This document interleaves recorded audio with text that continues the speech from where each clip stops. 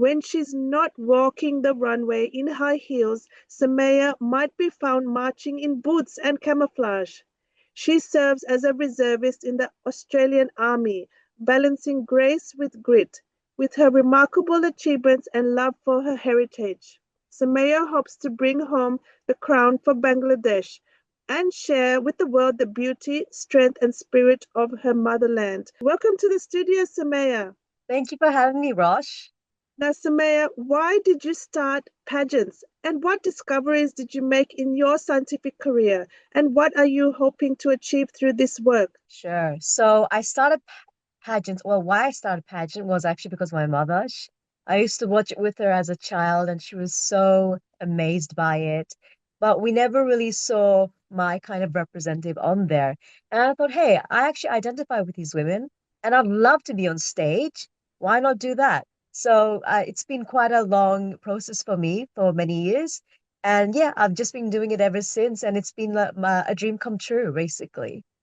What was your first pageant? Okay, so I have done a bit. One of my first ones was actually Miss World Australia. I didn't actually get through because I had no idea what I was doing. But then I went on to do Miss Progress International and in 2023. And I actually became Miss Australia for that. So I was representing Australia in Italy. And for that one, I was actually top three. So I'm very proud of myself to represent Australia on an international platform.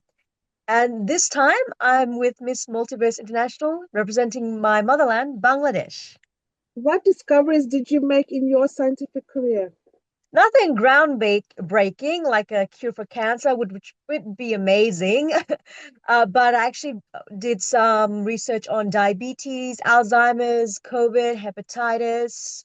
Yeah, we looked at like different like studies for medications or how it affected the body, basically. So I've been doing that for many years now. Now you seem to balance science with beauty pageants. What are you hoping to achieve through this work? Through both of them, basically awareness for diseases, awareness for women in STEM as well. I believe we need more representation and respect in the industry. And in beauty pageants, I'm hoping to show what us women, us Bangladeshi women as well, are like in the world. And also to break the barriers that scientists just wear lab coats. No, we can wear high heels as well. I love that. You have two extreme goals in your career. That's really amazing. How do you balance now the two loves of both countries, Australia and Bangladesh? You're clearly patriotic for both countries. 100%. And I do not put a 50-50 on any of them. They're both equal to me. There's no 30-70 or anything like that. I was obviously born in Australia. I am in the Australian Defence Force and I love being a part of it and defending my country. But I also love my motherland, which is Bangladesh, where both my parents are from. And basically, I just represent it wherever I can. If somebody on the street asks me where I'm from, I say, I was born here, but my parents are from Bangladesh. And I just try to share my culture, both cultures, wherever I am. Sumaya, you clearly started your career as a scientist, so you had that in mind as your career goal. When along the path of science did pageants come in? All right. Good question. Yeah, both, honestly, were my little girl dreams. Pageants might have started when I was 10. Science, I actually do remember I was in year three doing my very first science assignment. And I remember just reading a science book and I was like, this is it. I want to do science for the rest of my life. And I've never turned back ever since. I love it very much. Amazing. And were you always glamorous as a scientist, or were you a nerdy scientist? Okay. So yeah, I was in high school, I was into the books very much. I didn't see any reason to be glamorous in high school. We were always in uniform. And what am I going to do with glamour? Is that going to get me into university? No, but studying would. And I'm glad I dedicated my teenage years to studies and being a better version in my head as well. Um, Glamour came in maybe when I was about 25, when I actually got when I finished university, of course. Again, I wanted to dedicate myself to my study. And I was just looking for something very different. I was like, you know what? I've been studying for so long. I need something different. Like, just want to see the other side of the world. And of course, I still wanted to see that representation of myself up there. Like, nothing's changed since I was a child. So basically, around when I was 24, 25, I started doing pageants and modeling. Sumaya, who are your scientific role models? A few are there's this beautiful, beautiful actress from a long time ago called Hedy Lamarr. She was actually a like one of those silver screen actresses in Hollywood, and she actually developed the system for Bluetooth, I believe it was, no, or Wi-Fi. So if you actually look her up, she's this gorgeous, beautiful woman, but she's actually got this science engineering background. So she's one of my biggest influences, and I see myself in her very much. Another one is obviously the women that taught me at university, my lecturers, the lab assistants, and even like the coordinators. Those women themselves were also my influences as a scientist. What is your perspective on what beauty is? And did you think yourself as a beautiful young lady growing up? That's a really good question. So nowadays, beauty, and this will be my philosophy forever, is attitude and action. I believe beauty is how you present yourself to people because people remember how you treat them, not how you look, not the clothes you wear. So, and also what you've done for the world. So obviously, when I approach someone, I try to be friendly and I try to give back to my country. Why is it important to be a role model and represent Southeast Asian beauty values? 100. That is a great question. I myself want to be a role model because I didn't see someone like me growing up in Australia and in Bangladesh. I have quite dark skin tone, and that growing up was not considered beautiful. And I was told many times in my face that, what will happen to her when she grows up, or, who will love her. It was really, and like, you're a child, like, how can you say that to someone? But I grew up realizing that it's not my skin color that gave my beauty. And if anything, it adds to my features.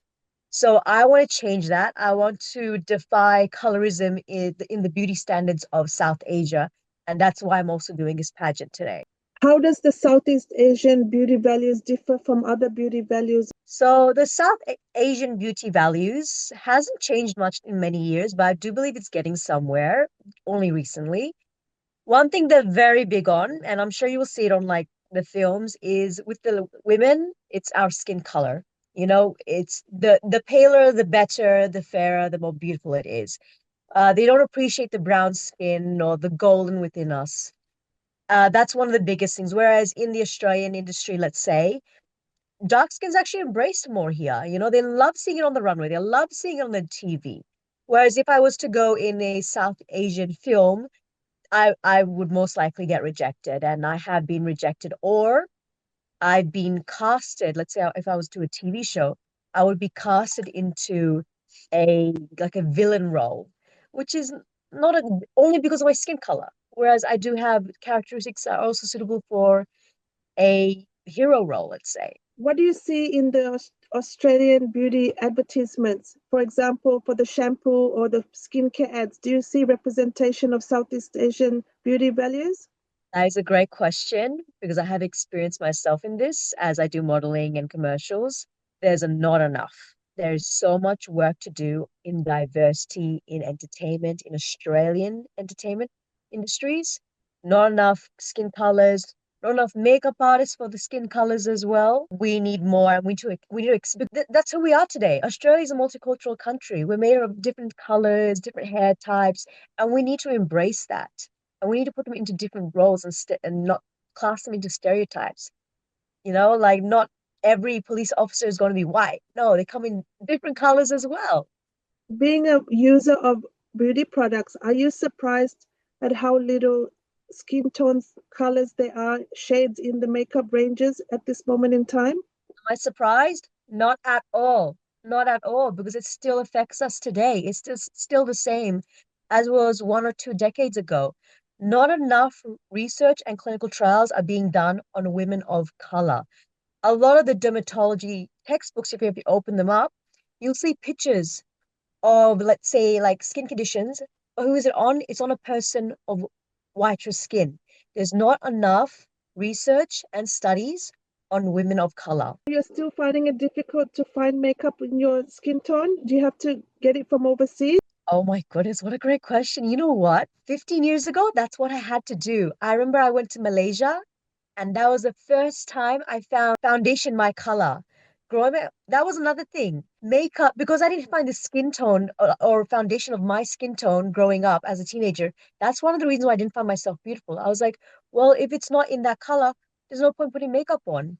But once I found that skin tone in the foundation, I saw how much better I looked and how amazing. In honesty, this still could be more, especially in the pharmaceutical, like drugstore level cosmetics. The high-end cosmetics are doing a lot better. It's really good.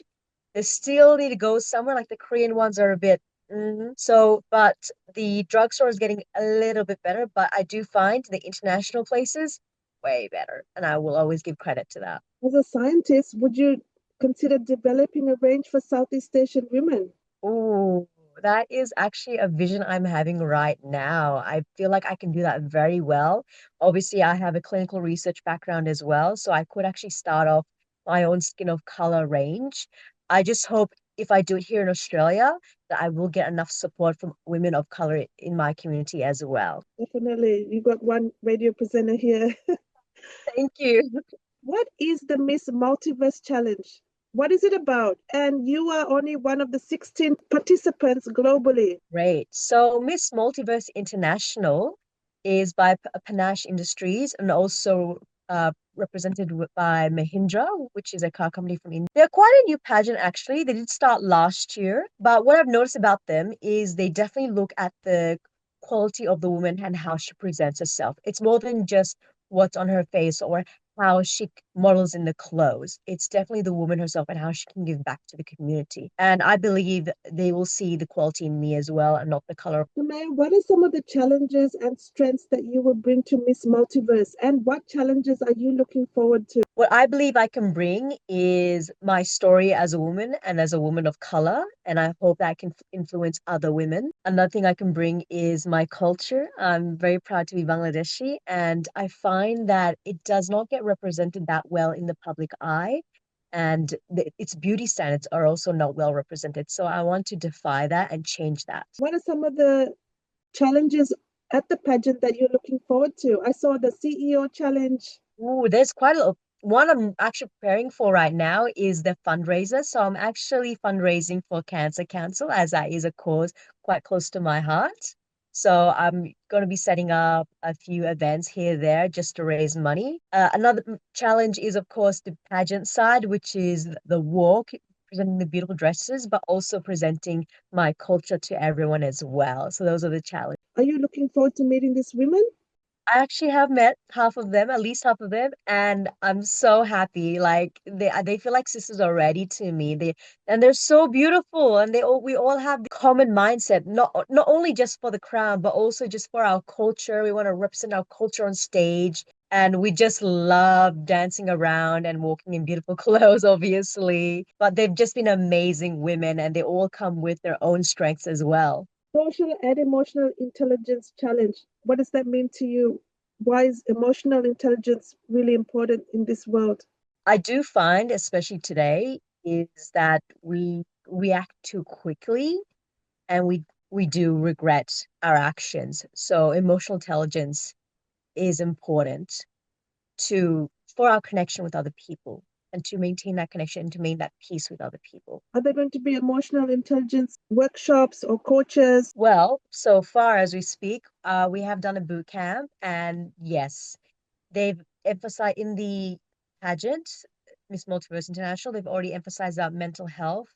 And they said, please reach out to us anytime you need anything. And they're having coaches as well. So yeah, there's been great support themselves for our mental health. The intellectual challenge, the business capability and strategic thinking challenge. Who do you think is going to be running this challenge? Do you know?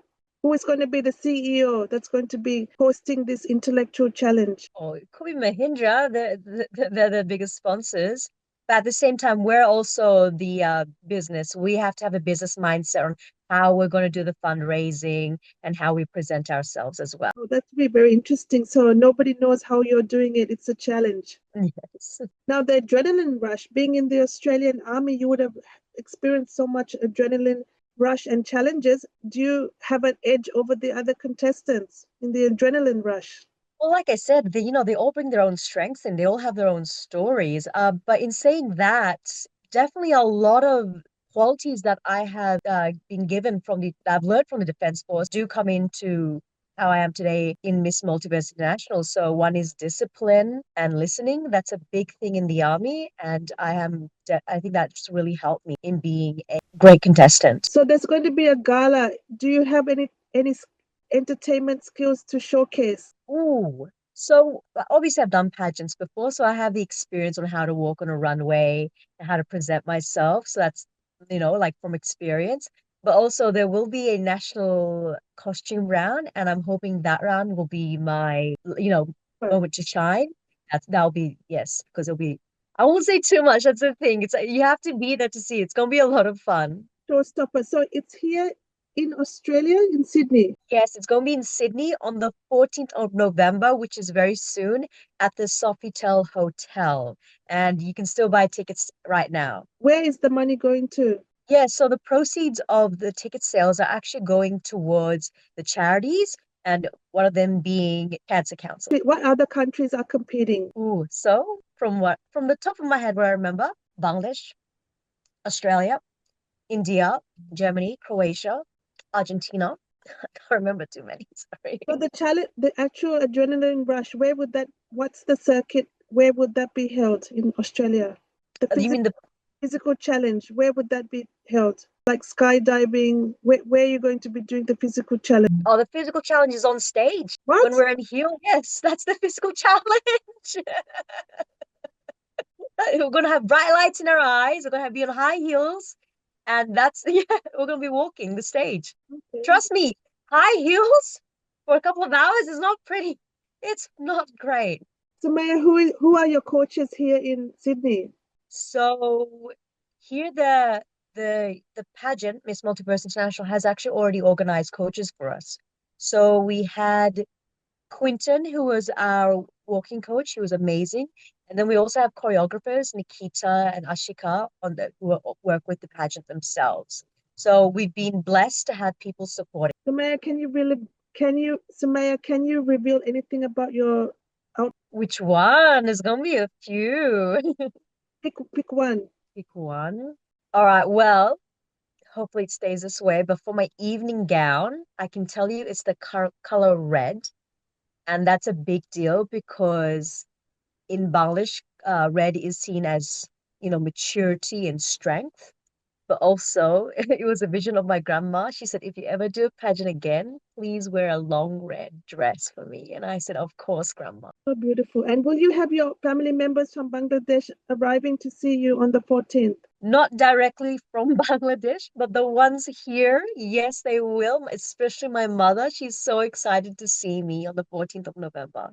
How long is the actual ceremony? That can go for 4 to 5 hours, but it's going to be so much fun. The audience is like going to be treated to a lot of entertainment, but also to like prizes and a dinner as well. It's a part of the ticket. So you will be treated to a lovely dinner and a show. And all the funds are going to Cancer Council. Remind us again where all the funds are going. So all the funds are going to Cancer Council Australia, who is my chosen charity as well. But also some of it will be going to Bullying Zero. Bullying Zero. Did you experience bullying in Australia? Oh, so I've been blessed, not so bad. I did get a lot of discrimination again because of my culture, maybe not so much in school, maybe in the workplace, I would say, because of my background and also being female as well. I'm in the male-dominated industry quite a lot. So yes, that still does go on sometimes. Thanks for your time today, Sumaya. This has been a really interesting chat today, and I hope you win the pageant for Southeast Asian women. Absolutely. I hope I can come back and you can see the crown on my head this time. For sure. When did you start in the Australian Army Reserve, Sumaya? So I started actually around 2 years ago. I've always wanted to do it for a long time, but I did have other commitments and the application does take a while. But after some hustling, I got through and fitness. I had to develop my fitness as well because they don't just let anybody. I know you've lost a lot of weight, and that's probably due to this training. I do run a lot and not by entertainment, by some corporals yelling at me, but I'm very fit now. I'm very proud of how far. And have you traveled around Australia for the Army Reserves yet? Uh, no, not yet. Still developing it. Still, yeah. There's a lot of training to do, but it's a lot of fun wherever. So after the pageant, whatever happens, you still have a career in the Army. Oh, of course. Hopefully this pageant won't ruin it. Well, the army loves me and I love the army. Because if you win the pageant, will you leave the Army? Absolutely not. I will bring the crown to my corporals and be like, look at this. They're going to be so happy to see it. So the winner, what happens to the winner? Where do they go? What do they have to do? Well, just like any other pageant, of course, they win a beautiful big crown, but they also go on to work with the sponsors, and also they get to also voice the issues and what they want to resolve as well. So they're given a platform to develop and to help others. Wonderful. Seems like the two different worlds combined, that's your life. That you live the life with two different worlds.